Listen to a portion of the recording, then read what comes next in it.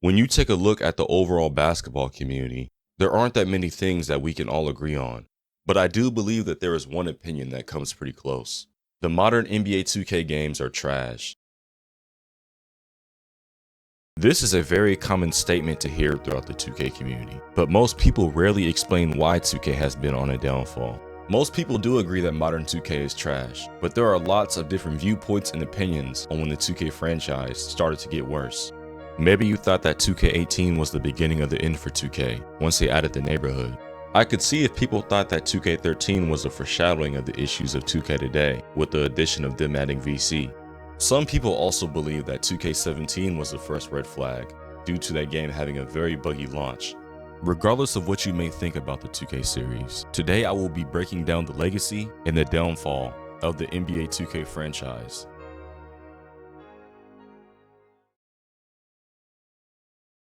In the year of 1999, there were a total of 8 NBA basketball games that were all in competition with one another. Even though 8 games may seem like a lot of games to go over, you can easily put these 8 games into a few categories to distinguish them from one another. The first category are the average and mediocre simulation titles that sometimes have borderline terrible gameplay. Then you have the arcade basketball games like NBA Jam and NBA Showtime, which don't really focus on the simulation aspect of the game, but instead how fun and arcade-like the game is. And then you have NBA Live 2000 alongside NBA 2K, the only 2 basketball games that were in serious contention to be called the king of simulation basketball. When NBA 2K first came out, the only console that you could play the game on at the time was the Dreamcast, and 2K decided that Allen Iverson was going to be on the cover of the game. NBA 2K had relatively positive reviews when it first came out, due to the game having very good graphics during its time. But even though NBA 2K had far superior graphics than NBA Live, NBA Live had way more game modes than 2K and offered a deeper experience. There weren't that many game modes in NBA 2K. The only thing that you could really do is play exhibition mode and create a custom player. But regardless of the game not having that many game modes, NBA 2K was still a very solid start for the franchise. Since 1999, the release of NBA 2K, NBA 2K1 was made in October of 2000. NBA 2K1 was a great improvement over NBA 2K. They added new game modes, such as online play where you can play with 7 different players. NBA 2K1 also added a new game mode where they let you be a GM for an NBA team, and you had full control of the entire franchise for a season. NBA 2K2 was the first basketball game to release on the PS2 and original Xbox. NBA 2K2 also gave players the ability to play as retro players like Michael Jordan or Magic Johnson. NBA 2K3 didn't add any big game modes, but they did improve the game's franchise and the gameplay. NBA 2K4 had something that was very unique from all the other 2K games ever made. Instead of it being called NBA 2K, it was called ESPN Basketball. ESPN Basketball was the first basketball game to fully feature the ESPN license. The biggest addition to ESPN Basketball, which in my opinion is one of the greatest 2K game modes of all time, was the 24/7 game mode. In 24/7, you had to build your character from the ground up.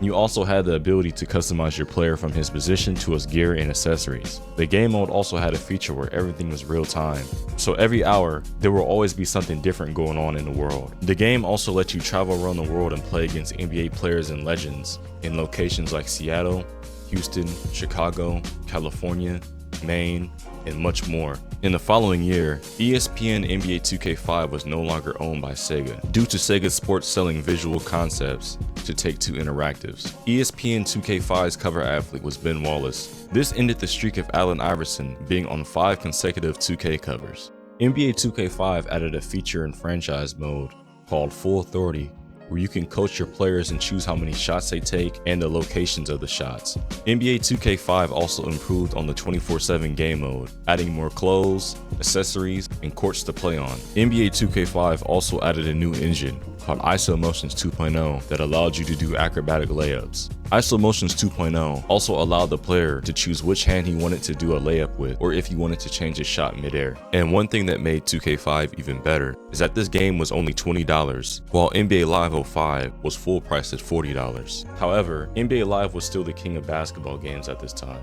with NBA Live 05 getting 1.6 million copies sold and 2K5 only getting 1 million copies sold. Even though NBA Live was considered the better game during this time, the legendary run that Sega made should not be forgotten.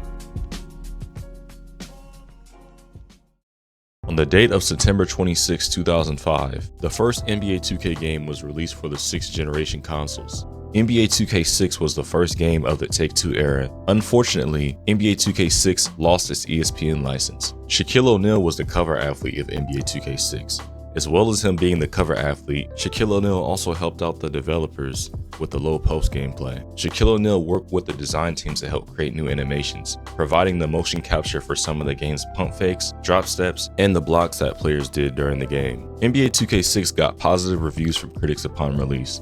The most positive comments were concerning the players' designs, commentary, the gameplay, and the soundtrack, but the negative comments were directed at the controls, the menus, and the lack of drastic improvements. Although NBA 2K6 may not have that many improvements, they did implement something new called the shot stick feature that allowed you to change your shot with the flick of the right stick. NBA 2K6 also implemented the VIP system. The VIP system was a feature that lets you make your own profile that stored your overall stats of the game, but also the key elements of how you actually played the game. Then this VIP profile can be downloaded by others, and then you can assign that player's VIP profile to a computer, and then with that VIP profile, you can basically play a computer version of them. Shaquille O'Neal made his second debut on 2K with the release of NBA 2K7. NBA 2K7 made an interesting addition to the free throw mechanic. The game allowed you to use your controller as a basketball while attempting a free throw. NBA 2K7 was also the first 2K game to give players their own signature styles. NBA 2K7 did an overhaul where they added 300 plus animations for players around the NBA so they can play how they would in real life. This feature of signature styles also lets your player from the 24/7 game mode choose from hundreds of different jump shot animations. 2K7's 24/7 game mode was a story-based game mode that was told through a series of cutscenes. You made a created player that was an up-and-coming baller that was looking to make a name for himself. The final goal for your player in this game mode was to get an invitation to the Legends Charity Tournament. The Legends Charity Tournament was a basketball game featuring NBA All-Stars and was held at real-life location Record Park. To get there, however, you had to make your way through different challenges that were spread across different locations like Texas, Chicago, and Los Angeles. During the player's journey, they will have to play an opponent named Skills, which was the villain of the story. At the end of the story, you win the charity game at Record Park. Then the player would then get called up, making it into the NBA. With Shaq on the last two installments of 2K, Chris Paul earned the cover for 2K8. NBA 2K8 was considered disappointing when it first came out.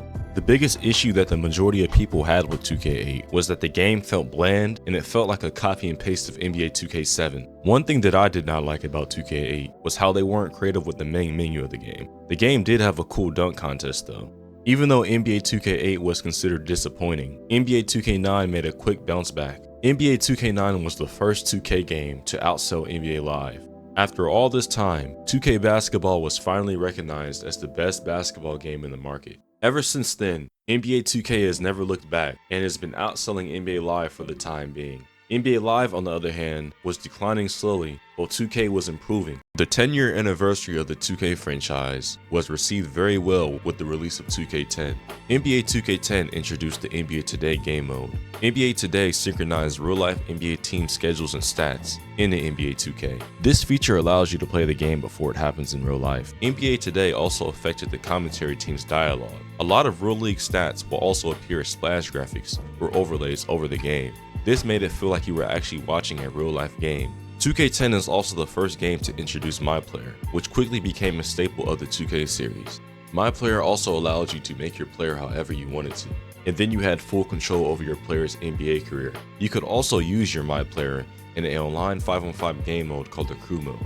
NBA 2K10 was a great game, but something devastating happened during the release of the game. In 2009, Mike Wang, which was a former 2K employee, left 2K Sports to join EA to help out the development for NBA Live 10. Mike Wang was the huge reason of NBA Live 10 being successful. Lots of the old NBA Live issues were improved, like the animations and the presentation. NBA Live 10 was a commercial success and brought back the heated rivalry between 2K and NBA Live. 2K Sports was fully aware of NBA Live attempting a comeback, and the way that 2K decided to respond was by making one of the greatest 2K games ever made.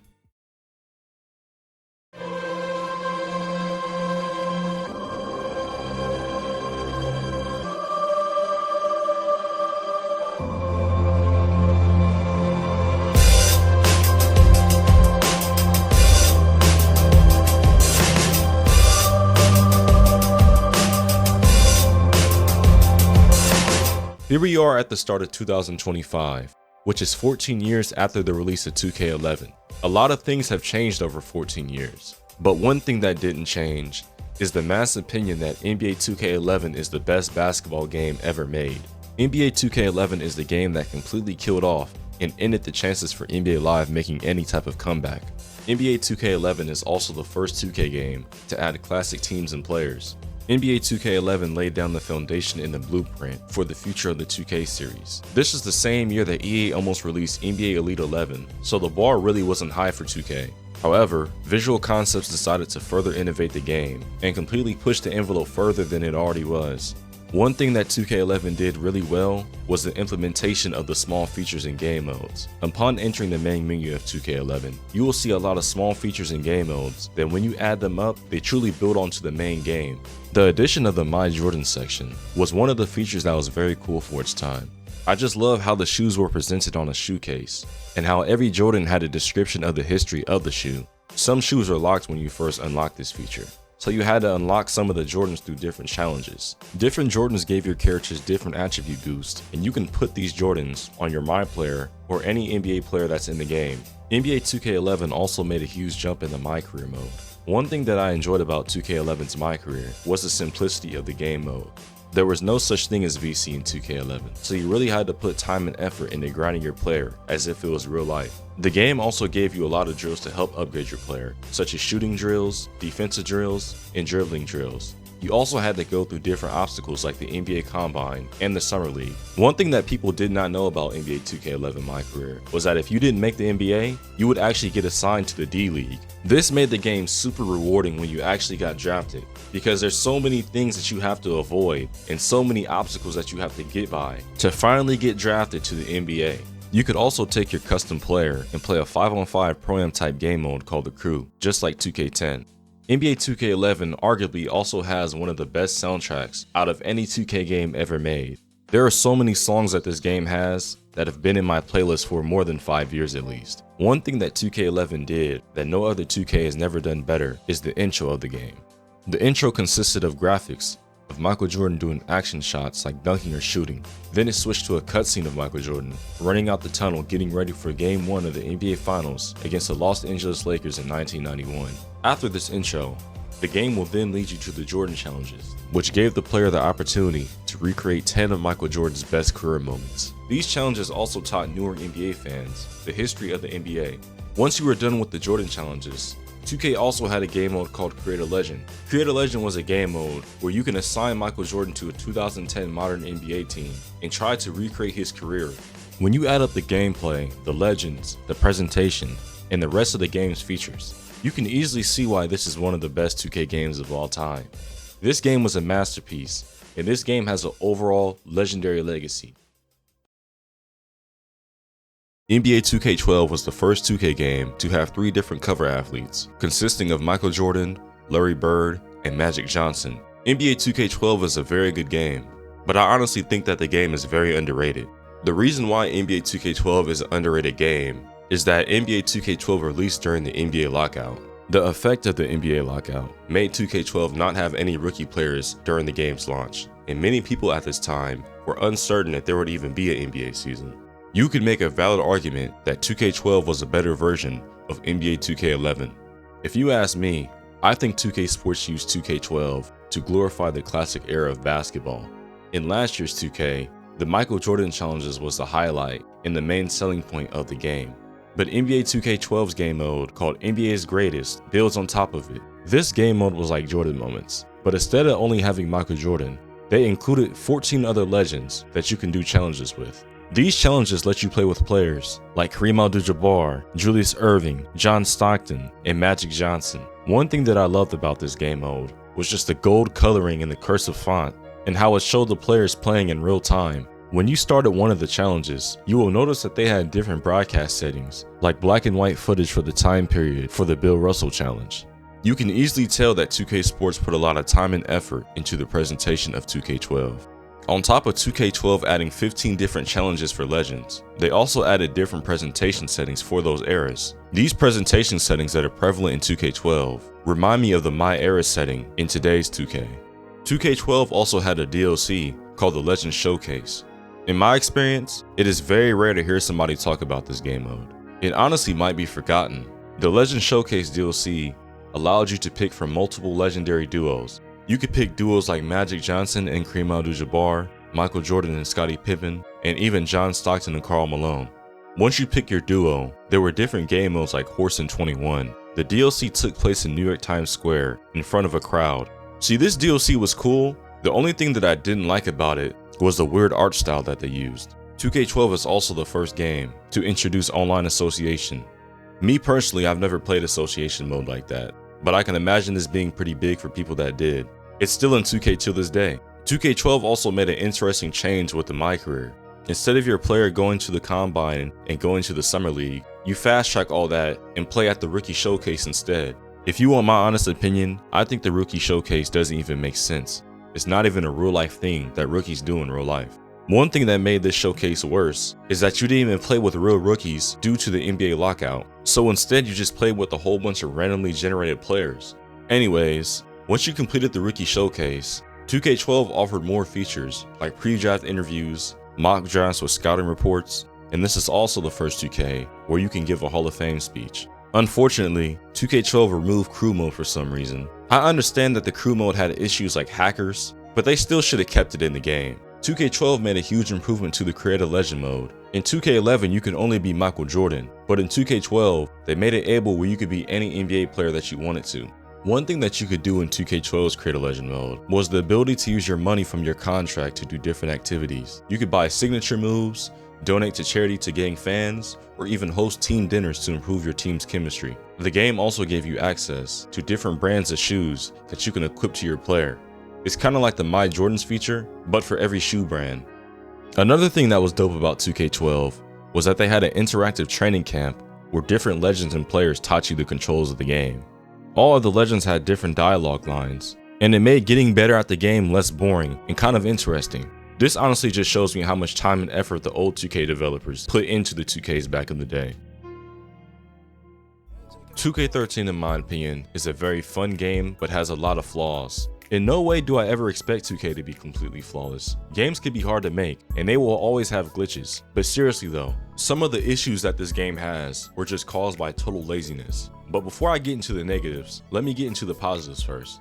The intro for 2K13 is one of the best 2K intros of all time. The way that they integrated Jay-Z's song with the intro was super well thought and put together. 2K13 also added a new control stick feature where the shot stick was officially part of the dribbling mechanics. This was a significant change for the 2K franchise. 2K13 also added the Dream Team and the Redeem Team to the game. The game also made improvements to My Career, like giving the player the ability to go #1 in the draft. They also added GM meetings in My Career, where your player can make demands about the team and demands about his future in the NBA.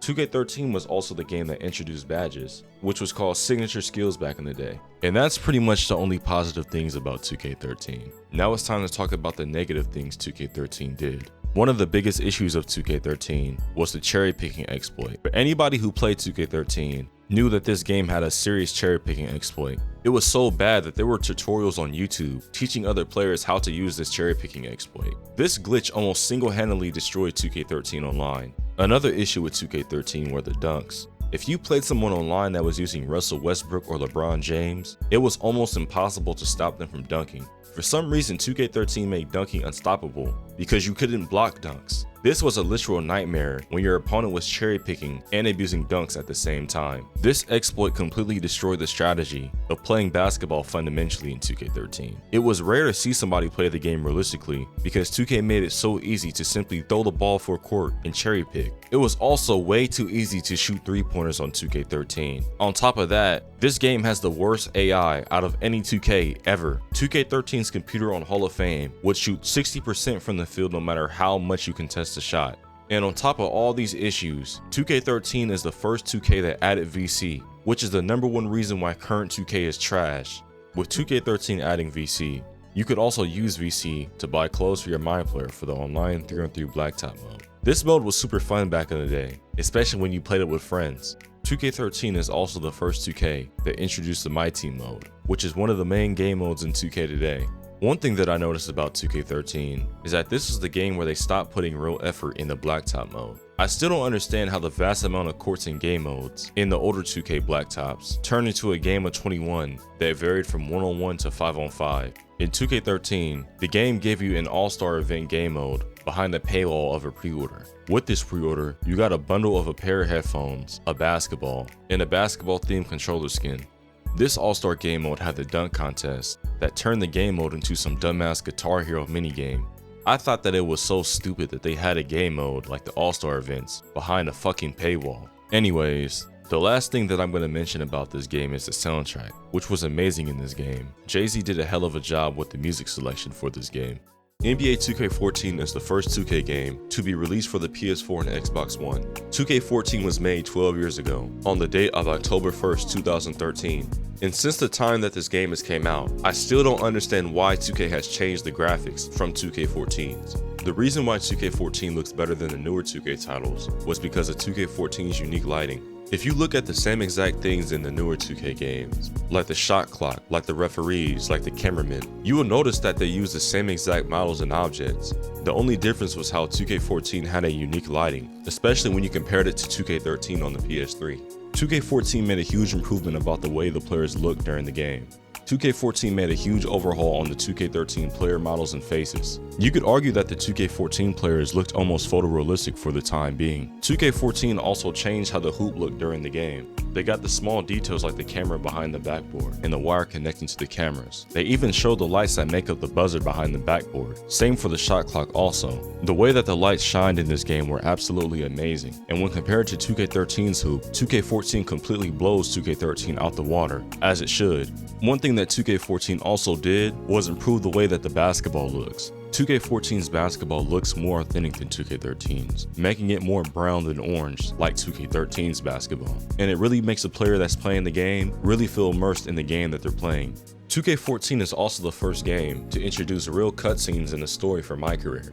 Throughout your player's story, you have a rival named Jackson Ellis, and you and him both compete for the #1 spot in the NBA. The game also gave you multiple dialogue choices that let you shape up your player's personality while interacting with the coach, the GM, Jackson Ellis, and your teammates. 2K14's My Career paved the way for the future My Careers in the later 2Ks because they all have had stories since 2K14. Another key addition that 2K14 introduced was the park game mode. For the first time ever, you could walk around the park and play games of 2-on-2 or 3-on-3. Although 2K14's park had a lot of issues and wasn't perfect, it was still super fun to play and is the most popular game mode in today's 2K. Another feature that 2K14 added was the My GM mode. One thing that I didn't understand about My GM mode is that they replaced My GM mode with just normal association mode. Basically in My GM mode, your My player became a GM for the team of your choosing. The game gave you different ratings for the team owners to show off their personality, their strengths, and their weaknesses. Every season that you started as the GM, the owner of the team would give you goals for the season that you had to complete, or else you would be in risk of getting fired. As the GM of the team, you were allowed to use the team's money into certain aspects of the franchise, like the player's payroll, the team operations, and the arena operations. You also had access to different upgrade trees for categories like scouting, training, and salary negotiations. One thing that was interesting about 2K14 on the PS3 is that they added a mode called LeBron Path to Greatness, which I don't know why they didn't add to the PS4 version of 2K14. LeBron Path to Greatness was actually pretty fun, but I don't hear that many people talk about it though. 2K14 also added the crew mode back, but it was watered down, and instead of you having custom jerseys and teams and arenas, you just played 5-on-5 on the blacktop to 21. When I played 2K15 for the first time, I was disappointed about the graphical downgrade like I mentioned earlier, but I do understand that graphics aren't everything, and it didn't change the fact that 2K15 is a very solid game in the 2K franchise. 2K15 made a huge improvement with a much more creative main menu. 2K14's main menu was very bland, but 2K15 completely fixed that. 2K15 had a 3D user interface if you moved around the right stick of your controller. When 2K15 servers were still on, the big TV screen would play episodes of 2KTV. This was convenient for people who wanted to watch the show, or just watch Rachel, but you know, that's for a different topic. Anyways, when you started a game of Play Now, you would get a cool pregame show with Ernie and Shaq that was actually pretty entertaining, and it was a smart way to make the loading screen feel faster. 2K15 added 500 new animations for the gameplay, which made it feel smoother. 2K also made some additions and improvements to the My Career game mode. This is the first game to introduce the face scan feature. I'm not gonna act like it was good because it was known more as a way to make jokes. Most of the time you would have people coming out with glitched faces and faces that don't even look like the person in real life. 2K15 also built on the park game mode by adding 3 different affiliations called Sunset Beach, Old Town Flyers, and the Rivet City Riders. Every affiliation gave you different attribute upgrades, like Sunset Beach giving you a boost to shooting, Old Town giving you a boost to dribbling, and Rivet City giving you a dunking boost. Along with these boosts, your affiliation also had its own special park. 2K15 also introduced the Jordan Rec Center, where you could play a fully 5-on-5 online NBA style game with your friends or against other people. And finally, they also added the stage, where you can play games where you put VC on the line. It was basically gambling with VC. The official story for My Career was different this year. Your player went undrafted, and he had to get into the NBA by proving himself with a 10-day contract. Whatever team that you landed on, you had a mentor that attempted to help you guide your way throughout the NBA. I do have to say though, this game has some of the worst voice acting of all time. 2K15 also introduced the badge system, where there were 3 different tiers of badges. The 3 tiers of badges were called Bronze, Silver, and Gold. 2K15 also brought back the Association mode, alongside the GM mode that was introduced in 2K14. 2K15 also made a lot of changes to My Team, like the addition of the real-time auction house. This has been a big feature in My Team once it was added. New legends were also added into My Team this year, with a new game mode called Challenges mode that lets you play fantasy basketball games. The last big feature 2K15 added was the 2KTV show. The show host was Rachel Demita, and that was a great way to get viewers. Too bad she ended up getting fired though.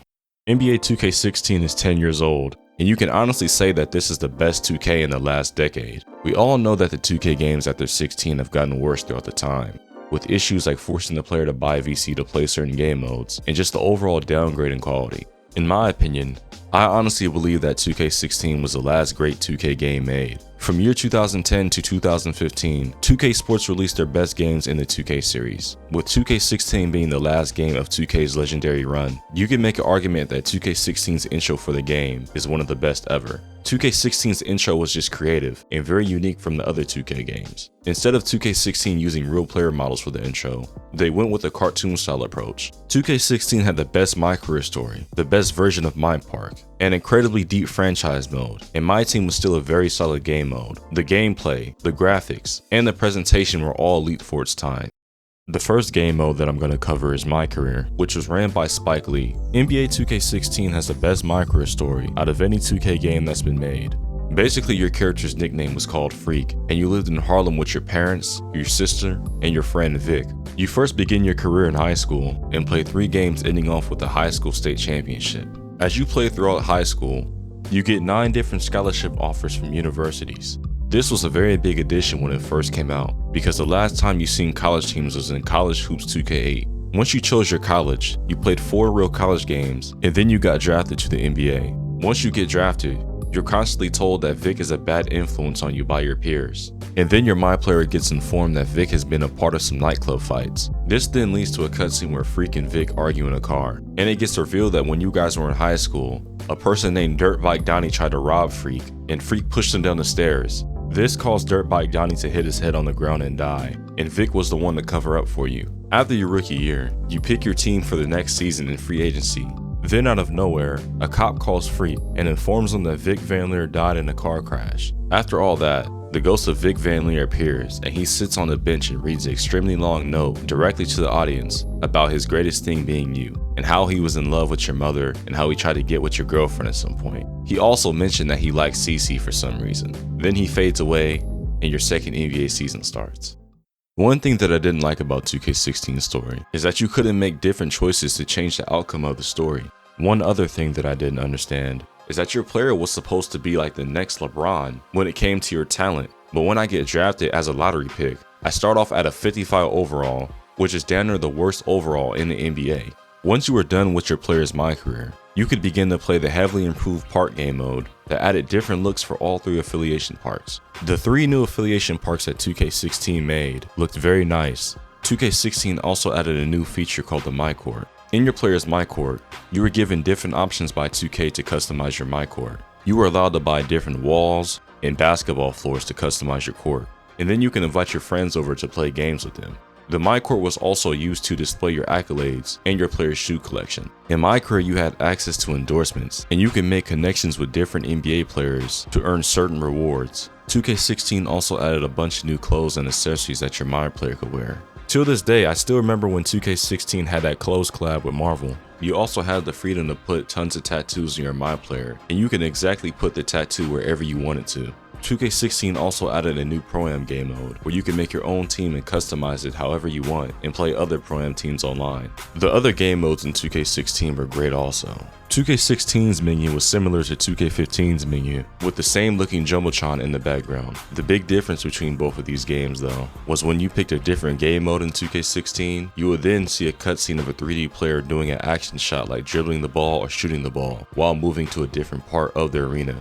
2K16 added on the pregame show, adding Kenny the Jet Smith since its 2K7 stamp of approval halftime show. The longer that you watch the pregame show, you will see graphics of NBA players showing their stats. The gameplay of 2K16 was greatly improved on with the introduction of the living world. This made the computer know how to adjust to how you were playing. If you kept running the same exact play or had the same playstyle every game, the computer would defend you differently, making you change your playstyle. 2K16 also introduced the left trigger being the post-up button and the addition of different pass controls. 2K16 also revamped the Play Now Online mode, adding 3 different ranking tiers for certain teams. These tiers were made to try to limit the amount of times you ran into the same team, like the Warriors or the Cavaliers. My team in 2K16 was also very good. They added a 3-on-3 mode, which would later become Triple Threat down the road.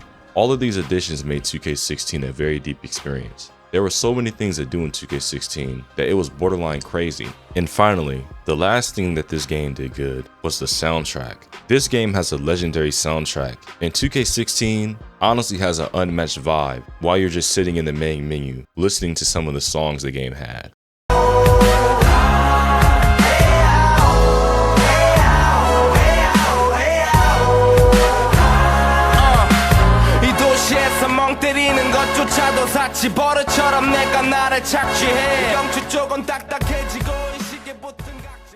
Before I even begin on 2K17, I just want to say that nostalgia has made this game seem way better than it actually was. I can easily say this with confidence, that NBA 2K17 was a very overrated game. 2K17 is the first game that was the beginning of the downfall for 2K. Not all of these games are bad, but they're definitely nowhere near what we had from 2010 to 2015. Man, first of all, this game would take you about 10 to 20 minutes to even start and get into the game because of the stupid ass loading screen that 2K never even cared to patch. This was literally a issue day 1 of the game and the last day of the servers being on for this game. And when you actually got into the menu of the game, you can easily notice that the complete downgrade that the main menu had.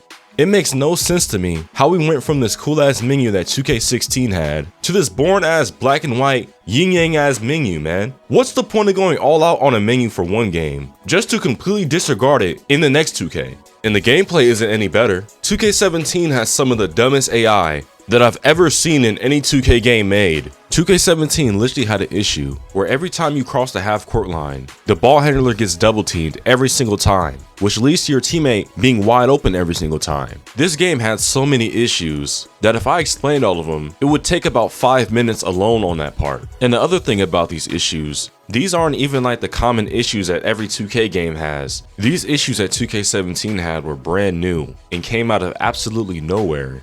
And don't get me started on this fucking My Career, bro. This game's My Career is so cringy, it almost hurts me to make a video on this part. How much of a cornball do you have to be to sit in a room and think to yourself, oh yeah guys, we should make a story where you and Michael B. Jordan make a dynamic duo called Orange Juice, and your main player should be called the President of Basketball. Yeah, the 2K community will love this. Whoever made this story, bro, I hope they got fired. Because who thinks to themselves that a story like 2K17's was a good idea in any way? And on top of all these other issues, 2K17 also copy and pasted the parts from 2K16, with the only difference being that they made it nighttime. And this leads to another issue that the game had. This game's servers at launch were terrible, and that just ruined more events like when Park After Dark came out. Park After Dark was damn near unplayable to play. They also did some other stupid changes to the park by making the stage a limited time game mode instead of 24/7 like the old 2Ks. Or how the shooting attributes did not even matter on this game.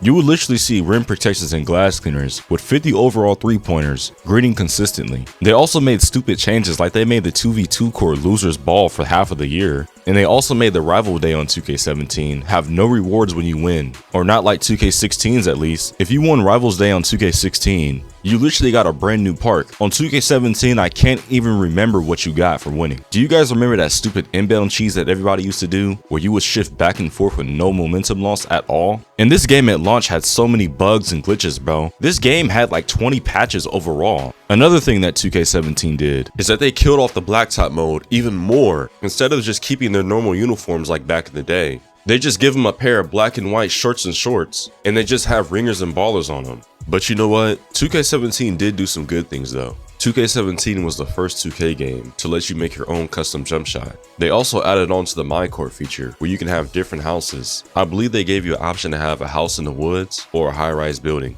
2K17 also added Hall of Fame badges, and they also added a brand new Grand badge, which is basically TakeOver now. NBA 2K17 is also the first game to let you put archetypes on your My players. But things really got bad when 2K18 came out. 2K18 is one of the most greedy video games I've ever seen made. I swear, bro, this game gave you two choices to make. One choice is to buy hundreds of dollars worth of VC, or play the game for at least 200 hours to barely be at 85 overall. This game literally made you pay VC to get haircuts, and you couldn't even get a preview to see what the haircut looks like. Who does that? 2K has built a reputation of being a money-hungry company that doesn't care about their consumers, and rightfully so. This reputation is rooted from the dumpster fire of 2K18. This is one of the worst sports games ever made.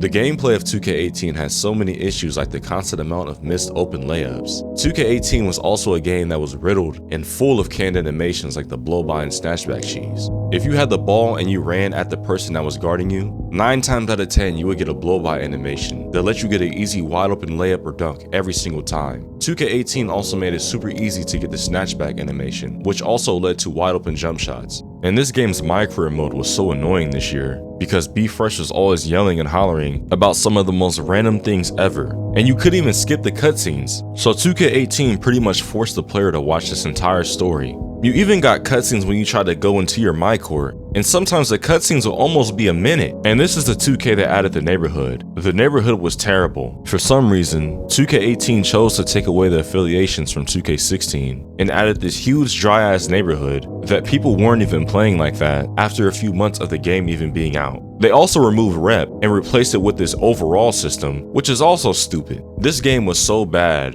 that 2K made a public survey to see why people stopped playing the game. 2K18 is the game that made people play Fortnite instead of putting up with the dumpster fire that 2K18 made that year.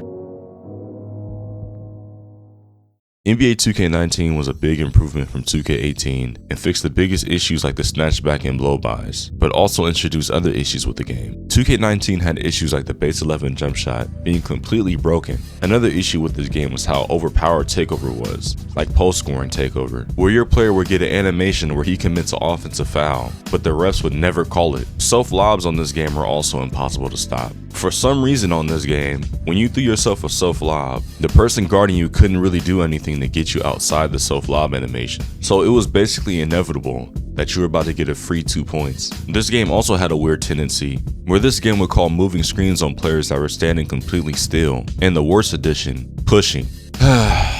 Why did they even think to have something like this inside of a simulation basketball game? But 2K19 did do some good things, like the complete overhaul of the main menu, where it looked like you were in a high-rise building in the city that went to different parts of the building depending on what game mode you chose. The pre-game show was also improved by putting the crew in the arena of the home team. The My Career game mode was also highly improved, just off the removal of Beef Fresh alone. The story of 2K19 had your character start off in China, and then he made his way throughout the G League, and eventually made it into the NBA. It was also great that you could skip the cutscenes unlike 2K18. 2K19 also added more ways to improve your players' badges, like drills, and gave you more ways to make a VC like endorsements and daily challenges. And even though I said that the takeovers are broken, I still do think that they were a good addition made to the game. It was cool that you had different takeovers for whatever build you had, and if you had a build that had 2 archetypes, when you reached 94 overall, you could get double takeover that affected 2 aspects of your player's playstyle. They also completely revamped the neighborhood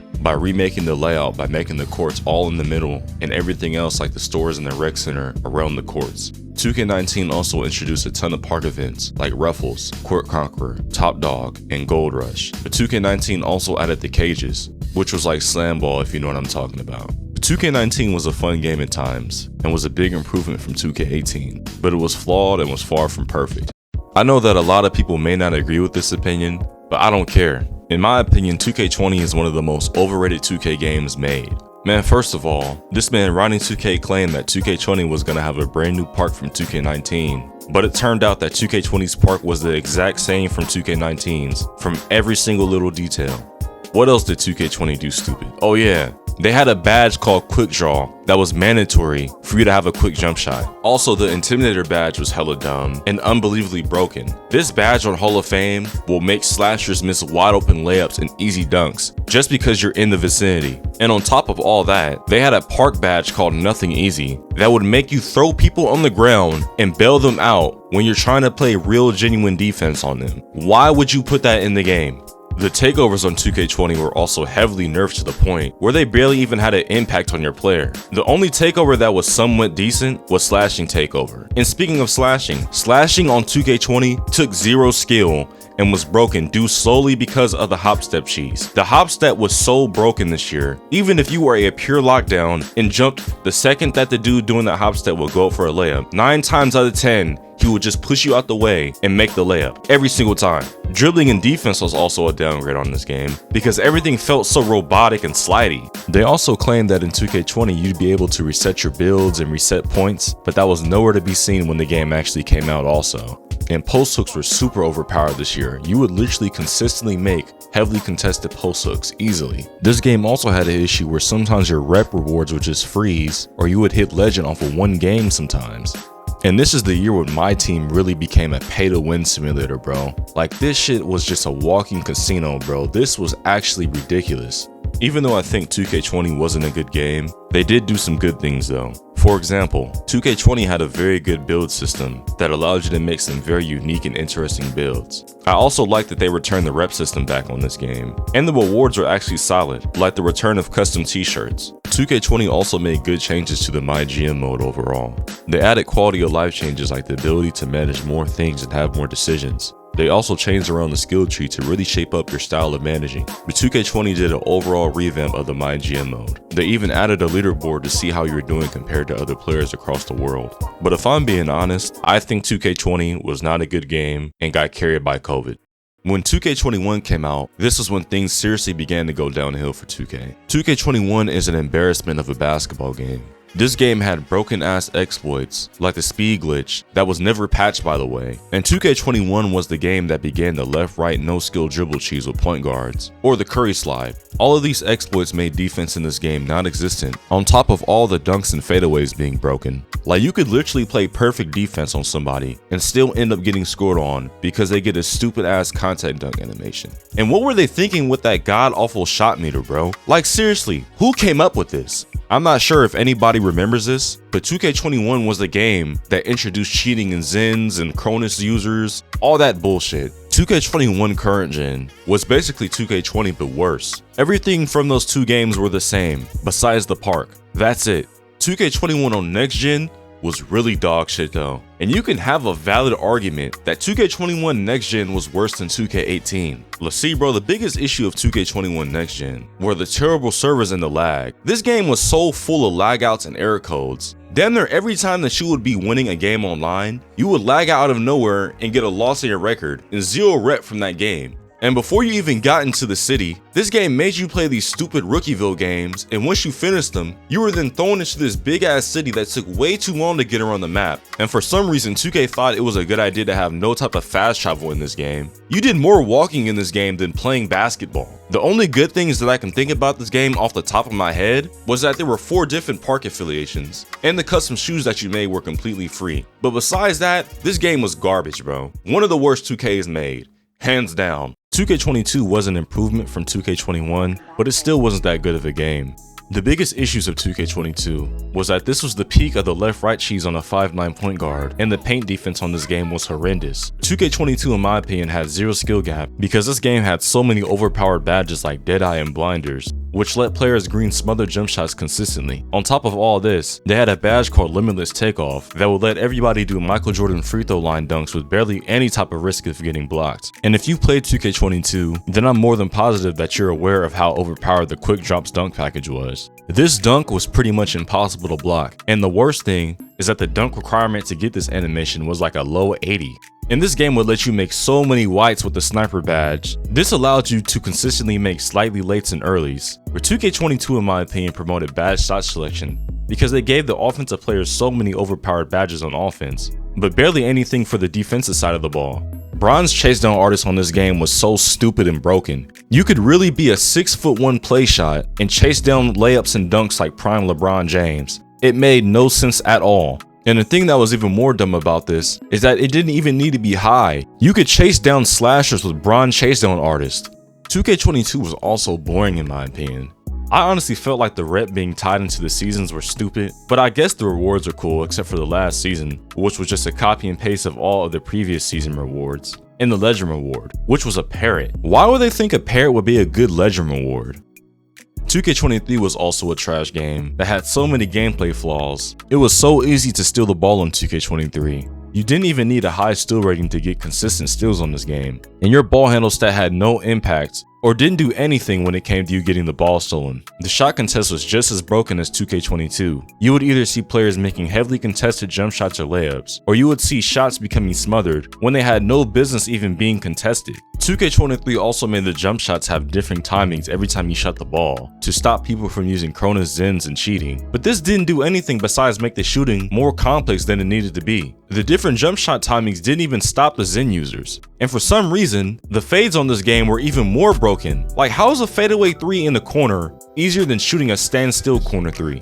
See, if there's one thing that I don't like about the newer 2K games, is that they don't even focus on basketball. They will literally make you do mandatory quest lines on this game that don't have anything to do with the game of basketball before you can actually play basketball on your basketball game. Like, why do I have a quest line where I have to do skateboard tricks around the park? Am I playing Skate 3 or Tony Hawk Underground or some shit? Or how about the game forcing me to make rap songs with J. Cole? Like, what is this, bro? I'm playing a basketball game. I'm not playing GTA. I'm not playing The Sims. I'm not playing Def Jam Fire for New York. I'm playing NBA 2K, a basketball game. There's so many other issues with this game. Like, it costs you down there $100 to even upgrade your player for him to be competitive in the park. So not only are you guys making worse games, but you're asking for more money from us. To be honest with you guys, man, it's not really that much to say about the new 2Ks, because they all pretty much have the same issues with little to no changes. This game had so many more issues, like the badge system being so trash and very unnecessary, and the introduction of the dunk meter made slashing way more overpowered and broken than it already was. And this was the year that jump shots had height restrictions now, which was also dumb. The only good thing about 2K23 in my opinion was the new feature My Eras, because it lets you play in different time eras with different announcers, players, and scorecards and announcers. So this added more depth into the My League and franchise mode of NBA 2K. 2K23 also brought back the Michael Jordan challenges, but 2K11's is better. You're not really missing out not playing 2K23's Jordan challenges. I'm just gonna be real with you.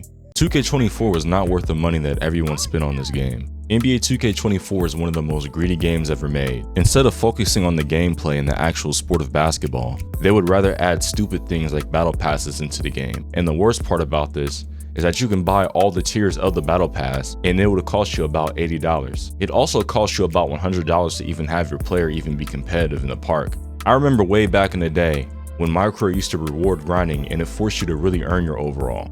2K in general is one of those games where $70 is not enough to have a good online experience. Now you need to spend at least $50 on VC for your My Player. And if you want to buy clothes and animations for your player, you might need $50 because the clothes on this game are hella expensive as well. They literally sell jerseys for $35,000 VC, which is $10 in real life. NBA 2K designs their game where it forces you to either spend hundreds of dollars on the game or play nothing but My Career for hundreds of hours to barely even get to a 70 overall. And the city is just full of nothing but ads for different sponsorships everywhere. And there's so many other issues with 2K24. The gameplay is straight trash. The standing dunk meter was so broken on this game, and the paint defense on this game was horrible. If you combine the standing dunk meter spam with the Kobe jab step in the paint, it was literally impossible to stop. But the dunk meter in general was still hella inconsistent. Sometimes you would have a wide open dunk with a 99 driving dunk, and your green window would be super small. The green window for 2K24's dunk meter was just inconsistent altogether. We have SIG 1, SIG 2.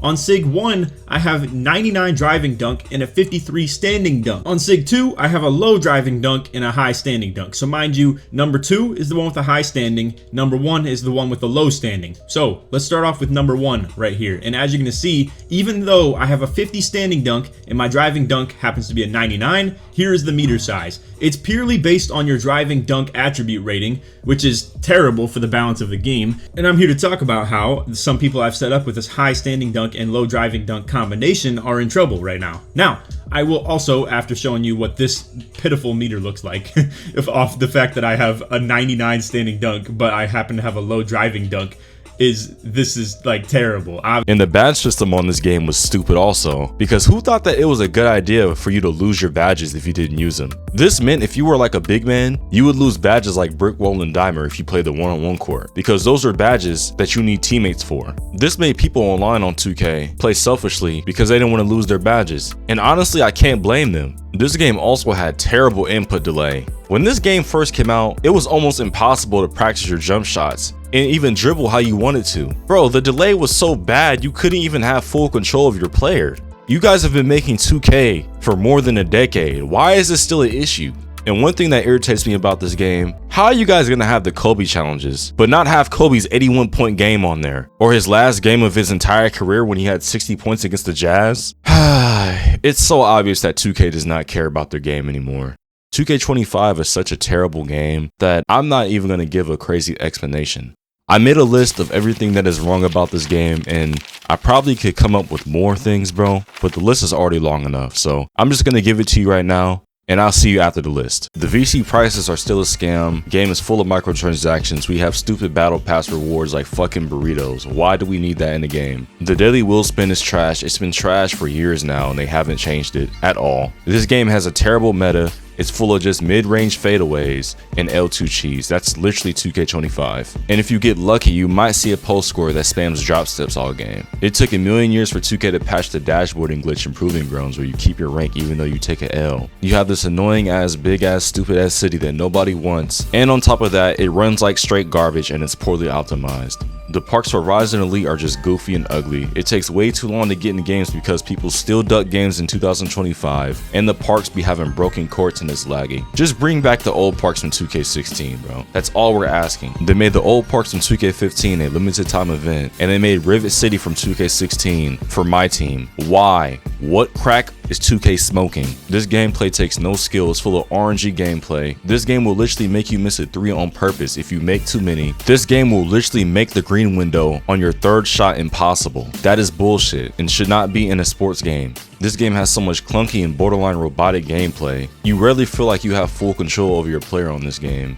The lane steals are broken on this game. You will literally see some players steal passes like they're prime Jerry Rice on this game. Shot contest is straight garbage on this game. Paint defense is trash. Passing feels so slow and just loopy regardless of what pass stats you have. You miss so many wide open layups on this game. And I know somebody's gonna be like, well bro, it's cause you have real player percentage on. Nigga, it should not matter. It's a wide open layup. I should make it. The matchmaking on this game is terrible. The post hooks are trash and useless now because enough people were crying about it. Even though post hooks are one of the most unstoppable moves in real life if mastered. You have gravity ball in this game. This game is still full of cheaters, but you bitch ass niggas are too cheap to even buy a good anti-cheat bot. This game still has has terrible servers, full of error codes by the way. The game is 150 gigabytes. This game makes patches and updates on things that are not even broken about the game. But they'll patch a VC method that's actually good and legit so badly to force the player to buy VC with real money. It caused VC to buy everything on this game like shoes and accessories, even though old 2Ks had free accessories. The lack of communication towards the 2K community. Obvious that 2K only cares about online game modes and forgets about the offline game modes. The stamina is trash, even with Gatorade boosts. You'll literally get tired after doing 2 dribble moves. The height and rebound stats have no effect in rebound battles on this game.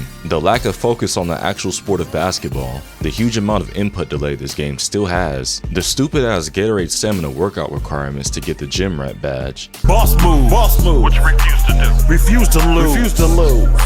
I'm just trying to win. Congratulations. As you guys can tell, the NBA 2K franchise has been on a big decline, and it honestly makes me sad. I still remember those days of me being a little kid and getting out of school, and hopping on 2K9 and wondering to myself, how will this game look in the future, and how will it improve and revolutionize the sport of basketball? When the PS4 console released in 2013, and 2K made 2K14 for the next-gen consoles, this game looked amazing when it came out, and had me and tons of other people excited for the future of 2K. But little did we all know that this game would start to die out and slowly get worse throughout the time. One of the biggest killers of modern 2K, if not the biggest, was the introduction of VC in 2K13, which was a huge red flag during the time that it happened. Ever since this moment, 2K has been very greedy and has been using pay-to-win methods on their player base. The pay-to-win upgrading system in my team and my career has become a thing ever since this happened in 2K13, and the average person doesn't have the time to play for 10 hours a day grinding VC. A lot of people have to go to work or school, so this forced them to either buy a VC to keep up, or don't play online games at all. VC also led to 2K not caring about the game modes that didn't make money like Play Now Online in my league. Play Now Online has been broken for so many years that 2K just ignores, and my league has the same exact issue. My league in 2K25 is broken, and 2K doesn't give one fuck about it. I also feel like the 2K series has lost its soul in just the overall creative aspect of the game, if you get what I mean. This game used to be purely designed to have fun, and that's it. Even the old YouTubers that people used to watch back in the day barely even play the game anymore, and that's for the reason of the game being unenjoyable now. I still remember when 2K used to put actual effort in the blacktop mode. We used to have things like dunk contests, 3-point shootouts. We used to have a whole bunch of different courts on the PS2 version. Look at all these dope ass courts they had back in the day, man. You will never see 2K ever be this creative in a 2K game again, in a mode that had 0 microtransactions. We used to have little features that meant a lot during the time, like the 2K Insider for my career. When I was young, I never wanted to leave the court until I got things exactly correct. My dream was to become a pro. My man Larry Bird once said that while looking back on his career. The guy was a role model for aspiring NBA athletes like yourself. I assume you're here because you're ready to see if you have what it takes to make it in the NBA.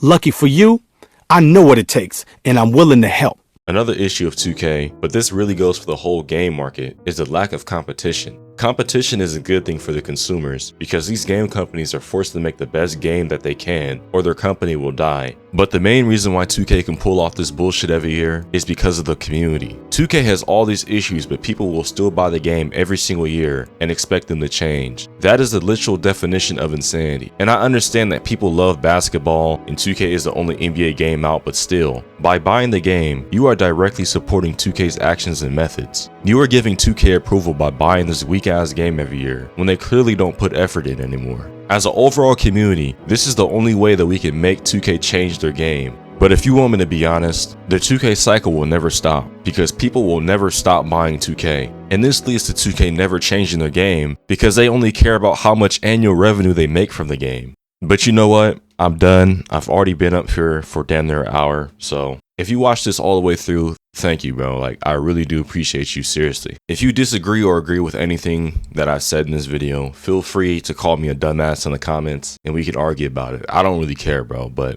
thank you, man. I really do appreciate it if you took your time to watch this video. If you guys have any suggestions for a next video, you can let me know. I was honestly thinking of making a video on GTA 4, so if you're watching this, you could let me know how you feel about that. But enough of me rambling, bro. This video is over. I'll see y'all later, man. Peace. I love y'all. Come on and try me if you want to take a chance and follow me. If it feels right, you have to be uptight.